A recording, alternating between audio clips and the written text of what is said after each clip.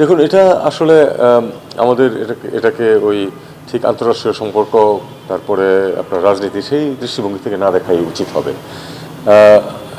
বেগম খালেদা জিয়া বাংলাদেশে তো বটেই, আসলে প্রতিবেশী দেশগুলোতে তার এক ধরনের ইমেজ আছে যথেষ্ট পজিটিভ, এবং তিনি যে একটি অবস্থানে নিজেকে নিয়ে যেতে পেরেছিলেন এটা সবাই জানে। দেশের মানুষের মাঝে তার দলমত নির্বিশেষে এক ধরনের গ্রহণযোগ্যতা এবং শ্রদ্ধা সম্মান আছে। এটা অবশ্যই তারাও সবাই রিকগনাইজ করে, সাউথ এশিয়ার অন্তত সবাই সেটাকে রিয়েলাইজ করে। তার মৃত্যুতে এবং তার যে অন্ত্যেষ্টিক্রিয়ায় সবাই প্রতিনিধিত্ব করবেন, অংশগ্রহণ করবেন, এটাই স্বাভাবিক এবং আমরা এটাকে সেভাবেই দেখি।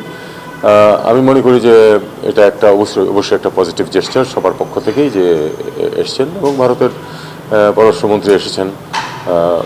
তার সফর সংক্ষিপ্ত ছিল, কিন্তু উনি পুরো অনুষ্ঠানটাতেই অংশগ্রহণ করেছেন এবং তারপরে তার ফেরত চলে গেছেন। এটা আমি মনে করি যে এটা একটা ভালো জেস্টার। এ পর্যন্ত, এর চেয়ে বেশি কিছু এটা আমরা অর্থ খুঁজতে না যাওয়াই ভালো। না, এটা কিরকম আমি আপনাকে বলি, আমরা 1 to 1 ওরকমভাবে কোনো কথাবার্তা বলিনি, সেরকম সুযোগের সৃষ্টি হয়নি।